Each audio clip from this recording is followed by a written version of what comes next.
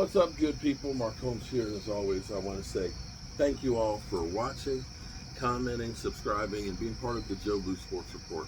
Without you guys, as well as you ladies, you know that this literally does not work. Hope everybody's had a great day. I'm thankful that we're getting closer and closer to the football season. I don't know what kind of season the Dallas Cowboys are going to have. I'm hopeful with some of the things that we've done.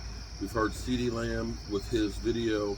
You know, he's going to keep grinding, wait for a call. We hear that the Cowboys and CeeDee Lamb's people are supposed to touch bases, and hopefully they get something resolved and get him in signed. I'll remind you that it was the 3rd of September when they got Zeke Elliott's contract done, and I think Zeke played in 37 of the plays of the team's 68. It had like 47 or 57 yards or something like that. Wasn't that effective to start the season. Hopefully we'll have that being a little bit better. The thing that's funny to me is how, especially since the Eagles made the trade for Dotson from Washington, how they are pounding their chest and, like last year, basically saying that they need to punch their ticket for the Super Bowl. Literally, Drew's out here saying that, you know, this is the best quarterback that Kellen Moore's had to work with. And I remember Chargers fans saying the same thing. I remember Chargers fans saying the exact same thing. Dak Prescott's going to have something this year that he's not had before. Okay? This is going to be really, really interesting. I'll get to that in a second. Eagle fans, bro, people keep saying that the Cowboys choke, because I got Drew over there saying, literally, this is where it's funny, because I literally have an Eagle fan there pounding his chest about how difficult a schedule they were that they had last year. Yet they let the Commanders score 31 on them twice, including having to go in overtime to beat them by a field goal. That going down the stretch when they should have had the #1 seed locked up, that they got blown out by our Cowboys, they lost to the Cardinals, they lost to the Seahawks, and they lost to the Giants. If it had been that you lost to Buffalo and Miami and those teams down the stretch, I'd say, okay, yeah. But we're talking about the Giants. We sitting here, we talking about the Giants. Not the 49ers. Not the Buffalo Bills. We sitting here talking about the Giants. Come on, bro. Y'all too overconfident. Okay? I'm hopeful. I'm not guaranteeing anything. I believe that my Cowboys actually have a better team if they can get CeeDee Lamb in here. And I'm going to say, for all those out there that keep saying that Dak Prescott, he's always had great weapons. You know, they'll go through and they'll point out, you know, well, you had Jason Witten and you had Dez Bryant and things. You had Amari Cooper. Yes, we had Amari Cooper for 3 years. This is true. But when we got Amari Cooper, our cast of characters was inept. Cole Beasley was the best receiver we had on that team until we got Amari Cooper. And once we got a premier wide receiver, that receiver wasn't throwing the ball to himself. He gelled with our quarterback. But we've had guys like T.Y. Hilton who literally joined the season in the middle of the season. Didn't have training camp, didn't have any time, and he came in, Eagle fans, and caught a 3rd for 30 to help beat you guys. And then proceeded to go back to retiring after he left the Cowboys. But the thing that the Cowboys have not had, and I went back through and looked at it. Last year, Jake Ferguson was really good, and you saw him actually playing well in the playoff game. Jake Ferguson, in his second year, 761 yards receiving. When you go back and you say, well, Cowboys, you know, Dak Prescott had Jason Witten. He did have Jason Witten for 4 years.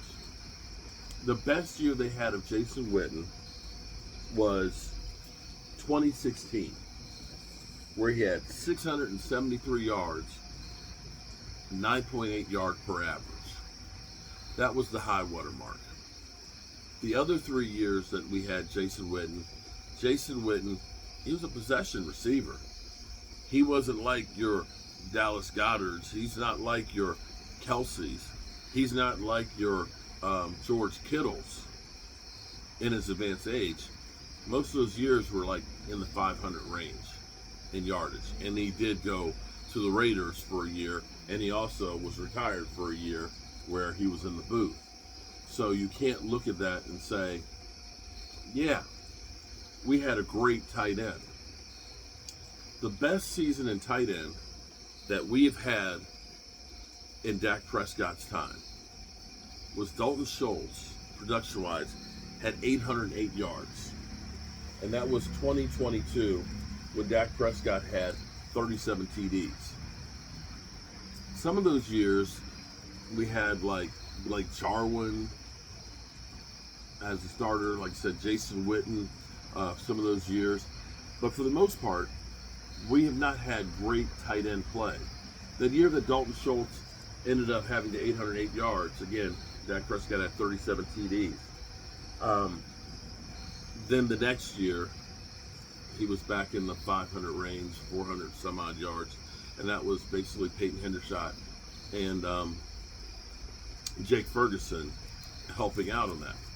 Last year was kind of the breakout year for Jake Ferguson, and if Jake Ferguson can become one of those tight ends, you know, where I'm talking about the security blanket, because I don't know that you looked at Dalton Schultz and anybody looked at that and said that's a security blanket, that's a guy who's going to make the tough catch when you need it, because he had a lot of drops, and a lot of times he's going right out of bounds. But if Jake Ferguson can be that guy that gets you about 900, 1,000 yards, that possession tight end, that game changer, which is something that you see. As crazy as it sounds, when you see the Justin Jeffersons and things like that, when you see the top wide receivers and things there, you're not seeing those guys winning the Super Bowls. The teams that you see that are winning the Super Bowls, like Tom Brady, had Gronk. See San Francisco in Super Bowls with Kittle. You see Kelce in the Super Bowls. Tight end is a key weapon because that guy, I guess he's the ultimate position flex because he's helping out on the line and making your running game better. And he's also being the guy that bails you out on the passing plays. And sometimes he's a pass blocker. And if the Cowboys can get Jake Ferguson to be the guy that I think he's going to be, it's going to truly make this offense that much more dynamic. And that's one of the things that Mike McCarthy wants and covets on his team. It's not so much about running the football. And for everybody who's talking about the doom and gloom of the running game, their Super Bowl year, their lead running back averaged like 3.8 yards a carry. 700 yards. Pretty much what Zeke's going to probably do this year. What it relied on was spreading the ball around. Basically, if you want to call it dinking and dunking, but hitting the open man and getting them the ball in space where they can make plays. And that's where Jake Ferguson will be key. So, with that being said, I'm tired. I need to get up early so I can go over and help my friend Richard get this canopy put in and put a tile backsplash up for him, and then get back here for the game and live stream to you guys. Tomorrow we'll be giving away, shout out to everybody who did a super chat tonight, we'll be giving away an Ed Too Tall Jones plaque and some other things too. So, as always, I appreciate you guys for helping me with the Joe Boo Sports Report and being there for them. Remember, tell the people you love how much you love them. You might not get the chance again. And I love you guys. Peace out. Oh, I forgot to turn the light off. Got it backwards.